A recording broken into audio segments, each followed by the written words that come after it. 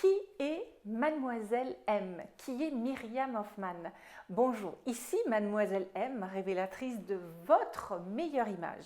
Alors cette vidéo, cette semaine, va être un tout petit peu particulière dans la mesure où je vais répondre à cette question que je remettais sans cesse, mais à force que vous me la posiez sur comment j'en suis arrivée là, quel est mon parcours, etc.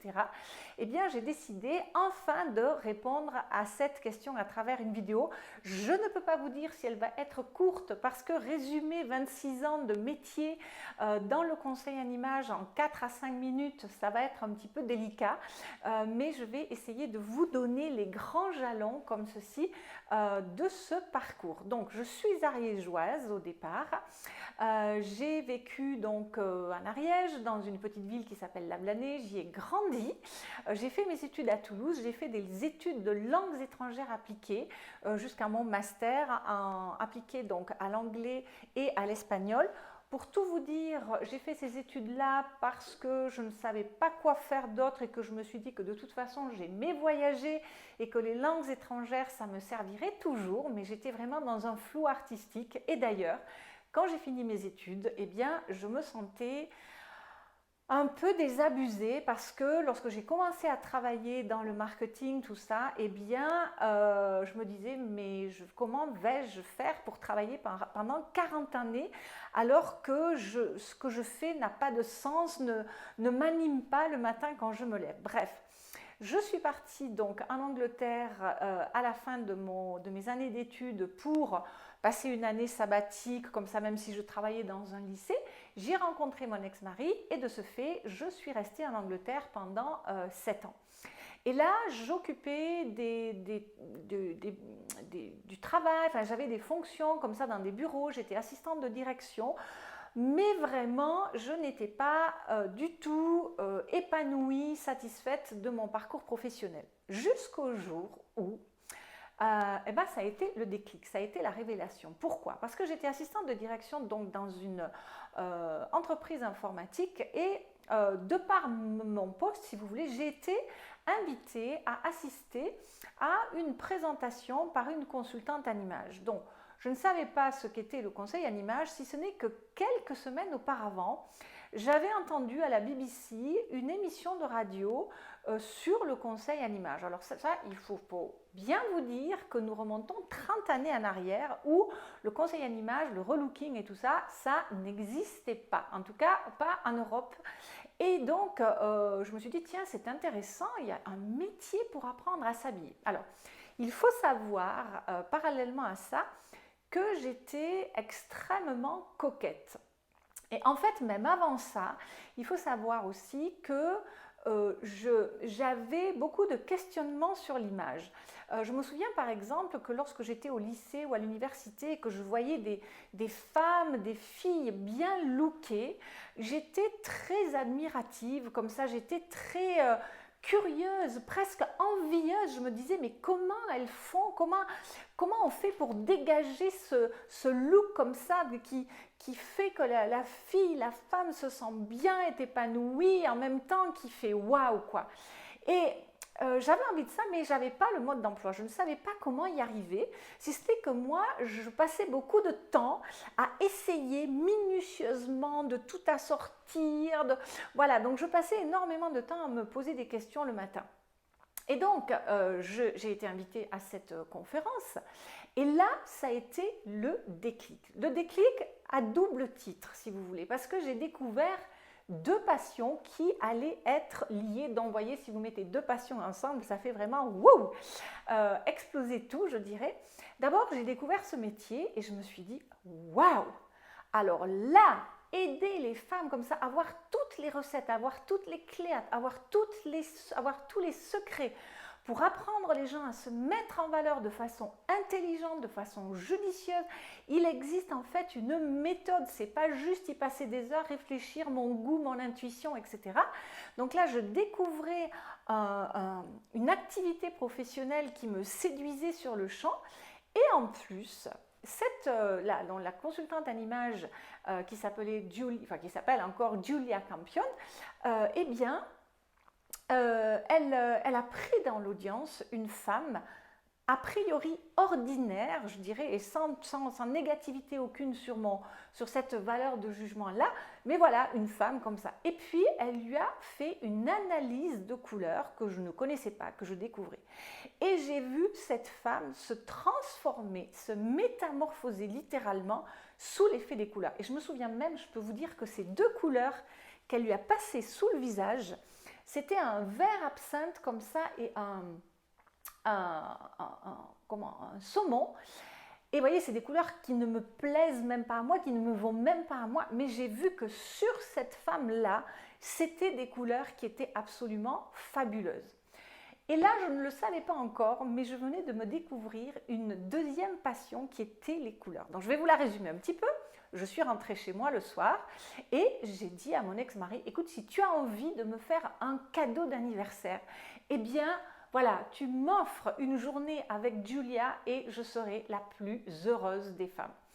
Chose qu'il a faite et je suis allée passer une journée complète avec Julia. Et là, ça a été la révélation, encore une fois, parce que j'ai appris des choses toutes simples, mais vraiment, pourquoi choisir telle couleur à la place d'une autre? Je veux dire, ça ne change pas le coût du vêtement, ça ne change pas son style ni quoi que ce soit. Donc j'ai appris tout ce qui me mettait en valeur en termes de forme, en termes de style, en termes de maquillage, en termes de couleur, etc. Et j'en suis ressortie complètement enchantée, littéralement. Et j'ai découvert par exemple des couleurs, vous voyez le violet, eh bien c'est une couleur que je ne mettais pas. Alors pourquoi je ne la mettais pas? Parce qu'en réalité je ne la voyais même pas. Vous voyez, je sais, parce que je l'expérimente aujourd'hui auprès de mes clients, que lorsqu'on ne pense pas à des couleurs ou lorsqu'on n'ose pas, eh bien, on passe à côté de certaines couleurs qui nous font vraiment rayonner. Et en fait, quand on fait une analyse de couleurs, c'est pas qu'on vous dit que vous faites tout faux, c'est simplement que vous allez avoir des couleurs qui vont vous être confirmées et d'autres que vous allez découvrir littéralement.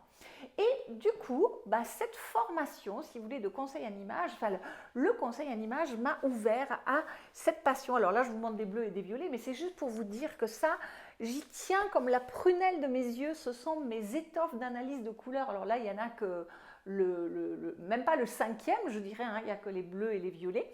Mais voilà, j'ai vraiment, et d'ailleurs après je vais vous raconter, j'ai fait des formations sur la couleur multiples et variées, etc. Et ce qui s'est passé, donc, c'est qu'à l'issue, vous voyez, ma passion m'a ramenée vers les couleurs quand je vous raconte cette histoire. Ce qui s'est passé, c'est qu'à l'issue de cette journée, je suis rentrée chez moi le soir et j'ai dit à mon ex-mari, je veux faire ce métier. Pour moi, il n'y avait aucun doute, c'était clair comme de l'eau de roche, qu'il fallait, c'était plus fort que moi, c'était inexplicable, mais je devais faire ce métier.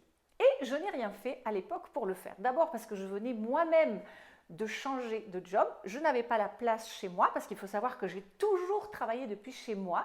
Donc je reviendrai là-dessus tout à l'heure. Et puis il y avait Julia qui venait de s'installer dans la ville où nous habitions, etc. Enfin voilà, je n'étais pas prête. Juste par contre, j'étais passionnée par la chose. J'envoyais toutes mes copines chez Julia, j'ai envoyé ma mère, j'ai fait l'interprète.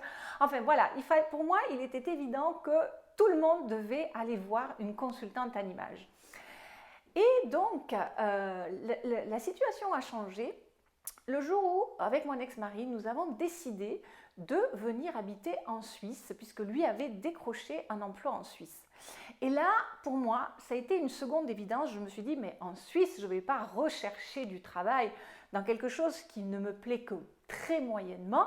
Je vais amener le conseil en images dans les pays francophones, puisque je savais qu'en France, eh bien, ça n'existait pas. Mais je ne me rendais pas compte, quelque part, de l'ampleur de la tâche. Imaginez-vous, j'étais employée, j'allais devenir indépendante, puisque ce métier n'existe pas à ma connaissance en tant qu'employée, en tout cas à ce jour, au moment où j'enregistre cette vidéo. J'allais me former avec des outils anglophones, alors que moi, j'allais pratiquer dans des pays francophones. J'allais habiter, je ne le savais pas encore, mais dans un petit village perdu dans le canton de Neuchâtel, entre Neuchâtel et La Chaux-de-Fonds. Je ne connaissais personne en Suisse, je n'avais jamais mis les pieds en Suisse. Donc, vous voyez, quand vous avez la barrière de la langue, la barrière du statut, la barrière de la nouveauté du métier aussi, parce que personne ne savait, c'est vrai que si j'avais pris une feuille de papier, que j'avais tracé 2 colonnes en disant le côté positif et le côté négatif, outre ma passion dans le côté positif, eh bien, j'avais tous les arguments pour ne pas me lancer. Mais j'étais tellement appelée par ça et c'était une telle évidence pour moi que je n'ai même pas pesé le pour et le contre. Je me suis lancée dans la formation. Alors en réalité, ce qui s'est passé, c'est que nous sommes partis en Suisse rapidement. Donc je n'ai pas eu le temps de me former avant de partir. Mais la première des choses que j'ai faites au moment où on a décidé de partir, j'ai pris le téléphone, j'ai contacté l'école qui avait formé Julia et j'ai dit c'est quand votre prochaine session, je m'inscris. Et je me souviens très bien que quand je suis arrivée pour avoir un entretien, parce qu'il fallait passer un entretien avant de s'inscrire, Judith, qui était donc la fondatrice de First Impressions, m'a regardée, elle m'a dit « But you are so young !» Elle me dit « Mais vous êtes tellement jeune !» Parce que c'est vrai qu'à l'époque, j'avais 29 ans et que le métier, au départ, attirait des femmes un petit peu plus matures. Parce que c'est vrai que donner des conseils à une autre personne quand on a 20 ans, c'est vrai que ça peut être un petit peu délicat. Mais peu importe, pour moi, voilà, quel que soit l'âge, je savais que c'était ma voie à suivre. Donc, je suis donc partie en Angleterre et en Suisse, pardon, et quelques mois après, j'ai pris ma voiture et toute seule, j'ai conduit de Neuchâtel à Cambridge, puisque l'école était à Cambridge. Toute seule, pas de téléphone portable, etc. J'ai pris le bateau toute seule dans ma voiture et je suis partie pendant 15 jours en Angleterre pour me former. Je suis rentrée. Quand je suis rentrée, il a fallu que je traduise absolument tout ce qu'on m'avait appris, etc. Mais il faut savoir aussi que, comme quoi, la vie est vraiment bizarrement faite quelque part. J'ai eu avec Judith, donc, qui m'a formée, qui était la fondatrice de First Impressions, une relation complètement fusionnelle. C'est-à-dire que c'était comme si c'était ma mère spirituelle. Nous avons eu un attachement l'une à l'autre d'une profondeur incroyable, à tel point que moi, quand j'ai fait cette formation, tout me paraissait évident. C'est-à-dire qu'au fur et à mesure où j'apprenais toutes ces choses sur les matières, les formes, les couleurs, les styles, etc., c'était comme si je le savais à l'intérieur de moi, mais que je ne savais pas que je le savais. Et là, c'est comme si on sortait tout ce savoir, toutes ces connaissances, toutes ces compétences de l'intérieur de moi, et qu'enfin elles étaient révélées. Et Judith a bien senti ça avec son mari, puisqu'elle avait créé First Impressions avec son mari, et elle m'a pris sous son aile et elle m'a dit « Myriam, si tu veux développer le conseil en image en pays francophone, on fera tout pour t'aider. » Et moi, quand elle m'a dit ça, je ne comprenais pas, je me disais « mais je ne sais pas ce qu'elle veut ». Moi, ce que je veux tout simplement, c'est ouvrir mon cabinet à Neuchâtel et puis point barre, quoi. Et puis, donc, je suis rentrée à Neuchâtel, j'ai tout traduit. Donc, inutile de vous dire la quantité de travail que cela a représenté.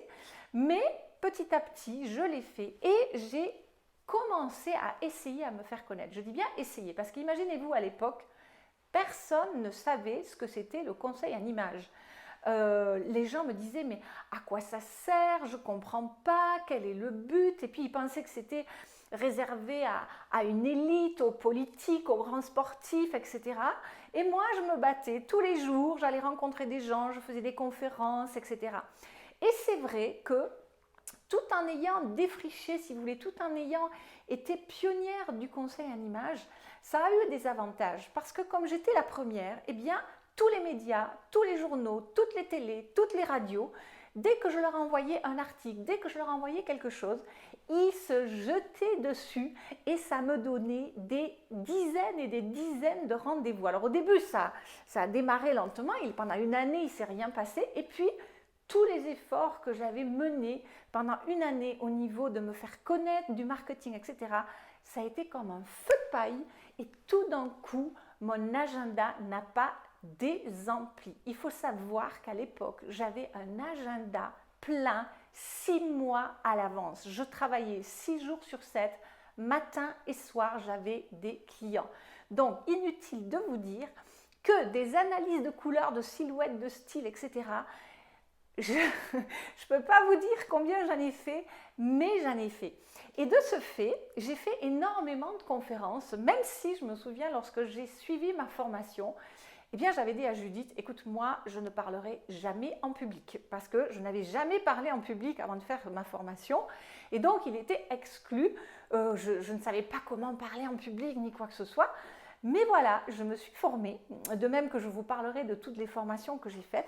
Et de ce fait, j'ai donné des dizaines et des dizaines de conférences dans des clubs, dans des cercles, Voilà, et j'ai eu également des dizaines et des dizaines de... Vous voyez, tout cela, ce sont des articles que j'ai écrits ou qui parlent de moi dans la presse suisse, dans la presse française, dans la presse canadienne. Voilà, donc tous les relookings que j'ai pu effectuer pour tous ces journaux. Donc j'ai eu des émissions de télévision, je suis passée à Télématin, j'ai fait plusieurs émissions de télévision en Suisse. Donc tout ça, ce sont des articles. J'ai eu aussi beaucoup le soutien de Michel Delattre, que je salue, qui dirigeait les nouvelles esthétiques, parce que c'est vrai que à ce moment-là, eh bien, les esthéticiennes étaient très attirées par le métier de conseil en image et tous les syndicats d'esthéticiennes m'ont fait intervenir en France dans leur syndicat. J'ai fait plein de choses avec Michel Delattre qui a publié des dizaines et des dizaines d'articles. Donc, vous voyez, tout ça, ce sont des articles de journaux, etc., sur mes activités. Donc, je vais vous la résumer un tout petit peu. Voilà, il y en a encore un autre ici. Et puis, donc, le temps a passé et j'ai développé 3 casquettes, je dirais.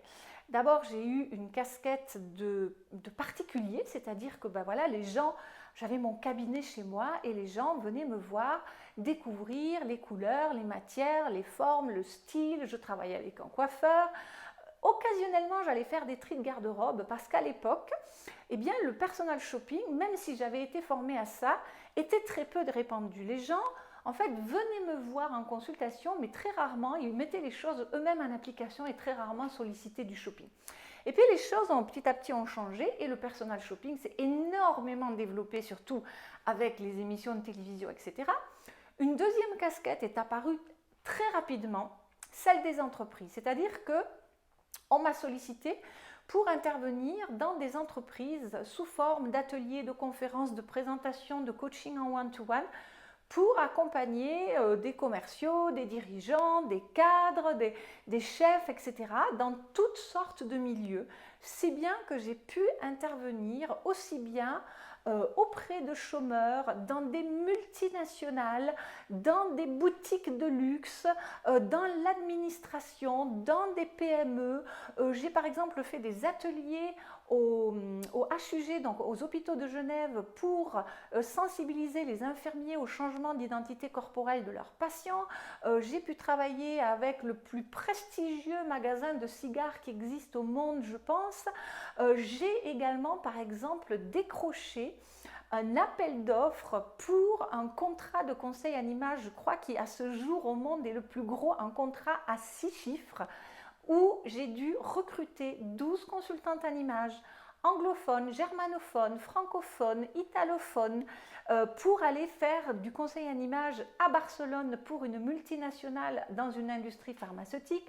Enfin voilà, j'ai pu comme ça auprès des entreprises, je travaille aujourd'hui avec les plus grandes banques privées de Genève, et donc toute cette casquette de formatrice, si vous voulez, s'est mise en place progressivement. Et puis au bout de 2 ans que je m'étais installée, donc en 1995, on a commencé à venir m'aborder pour me dire « mais on aimerait bien que vous nous formiez ». Et là, au début, j'ai eu une certaine réticence, mais c'est là que j'ai compris le message de Judith 2 ans auparavant, qui me disait « mais si tu veux développer le conseil en image en pays francophone, nous t'aiderons ». Et c'est vrai qu'ils m'ont aidée, puisque à nouveau, après avoir traduit toute la formation que moi j'avais faite, eh bien, je me suis lancée dans la Styling Academy, qui est donc l'école de conseil en images, et je vais vous la raccourcir, mais disons qu'aujourd'hui, j'ai formé des dizaines et des centaines de consultants en images en Suisse, en France, en Belgique, en Guadeloupe, en Martinique, même en Turquie, enfin voilà, tous les pays francophones. Et aujourd'hui, si je passe là tout d'un coup à un projet d'actualité, je ne sais pas si vous allez voir, mais j'ai l'honneur de vous présenter en avant-première un tout petit peu le prochain projet sur lequel je travaille très activement, qui est la digitalisation de la Styling Academy. Parce que c'est vrai que cela fait 25 ans maintenant que je donne cette formation de 12 jours en présentiel pour les gens qui veulent se former avec la méthode de première impression au métier de conseil en images. Et maintenant, de même que j'ai digitalisé une partie de mes services à travers Mademoiselle M, eh bien avec ma partenaire nouvellement recrutée qui s'appelle Stéphanie, mais en fait que j'ai formée en 2001 parmi les consultantes en images, Stéphanie qui est belge, eh bien nous sommes en train de faire la Styling Academy 2.0 pour digitaliser cette formation qui va être une formation absolument unique, absolument super haut de gamme, vraiment le top du top, la Rolls-Royce du conseil en images, la Rolls-Royce de l'école de conseil en images à travers la Styling Academy. Et puis, comme je vous le disais, il y a à peu près 4 ans, j'ai moi-même commencé aussi en tant que Myriam Hoffman à digitaliser mes services parce que je me disais, mais toutes ces dizaines d'années que j'ai d'expérience qui dorment c'est pas qu'elles dorment dans mon ordinateur, mais toutes ces présentations, toutes ces slides, toutes ces connaissances, toutes ces photos, etc. Et je voyais parallèlement aux États-Unis des gens qui avaient le même statut que moi, des coachs, des formateurs, des auteurs, parce qu'entre-temps j'avais écrit aussi un livre, des conférenciers, puisque voilà, j'avais acquis cette aura de conférencière internationale, puisque j'ai donné des conférences aux États-Unis, j'ai donné des conférences au Canada, en France, en Suisse, bien sûr.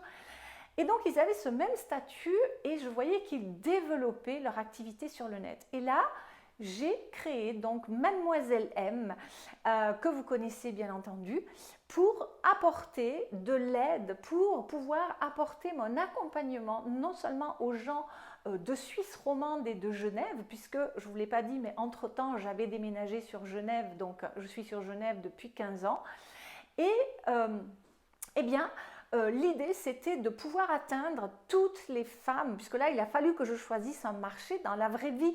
C'est vrai que travaillant dans les entreprises, et puis il y a une clientèle aussi bien masculine que féminine au cabinet, mais là, j'ai vraiment choisi, j'ai pris l'option pour démarrer en tout cas, donc désolé messieurs si vous regardez cette vidéo, eh bien de commencer par m'occuper des femmes en ligne. Et c'est comme ça que Mademoiselle M est née, avec des petits ateliers, l'atelier de la garde-robe, l'atelier à la découverte de soi, la grande formation donc de 5 mois qui s'appelle donc Première impression 100% pur soi. Et donc j'ai commencé à atteindre, à m'occuper de ce que j'appelle mes beautés rayonnantes, c'est-à-dire les clientes que j'accompagne au quotidien à travers le groupe Facebook, à travers nos webinaires et à travers cette formation donc, qui dure 5 mois.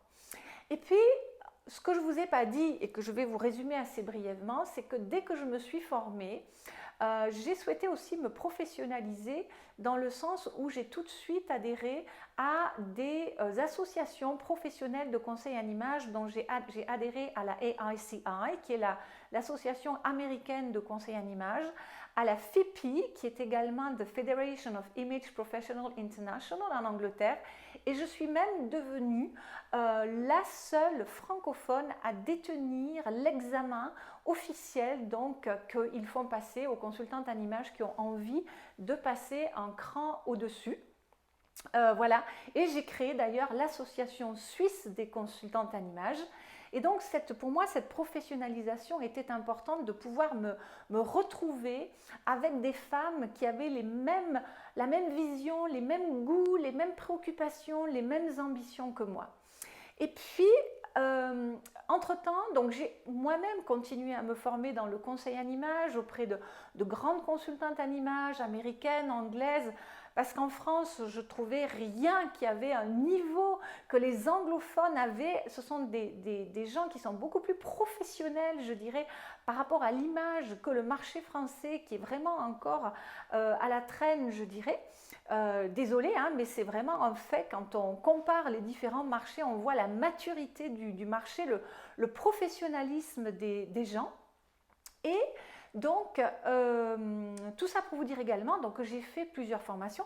Et puis, vous connaissez maintenant ma passion pour les couleurs. J'ai également suivi des formations sur la couleur, mais là, pour moi, c'est-à-dire pas un lien avec le conseil en images.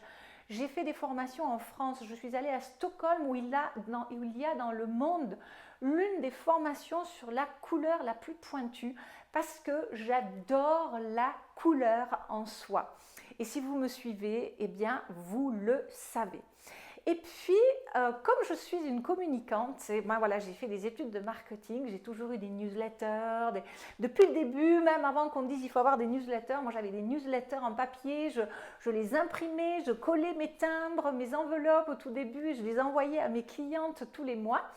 Eh bien, j'ai créé mon site, évidemment. La digitalisation de Mademoiselle M a amené la chaîne YouTube à laquelle je vous invite à vous inscrire, à vous abonner si vous ne l'avez pas encore fait.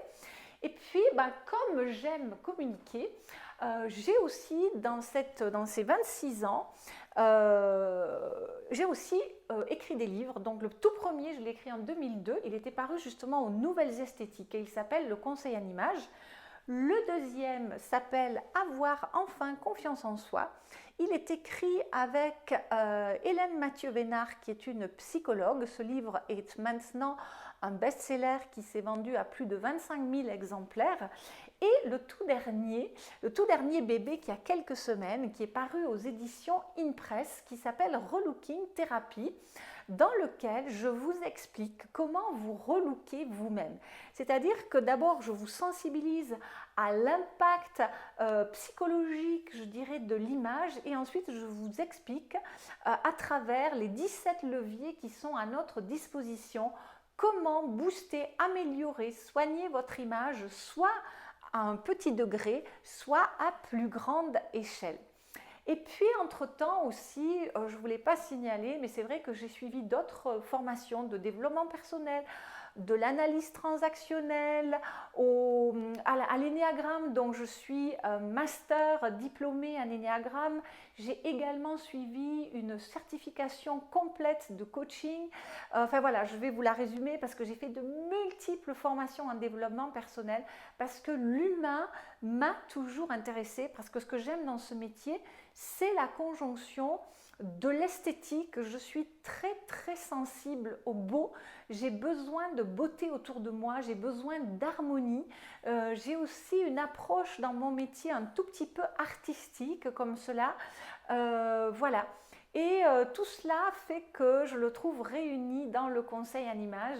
Et c'est vrai qu'aujourd'hui, non seulement j'adore m'occuper de mes clientes, mais j'ai pour mission avec Stéphanie de répandre le conseil en images à travers la Styling Academy, qui est mon prochain gros bébé à travers sa digitalisation, bien entendu.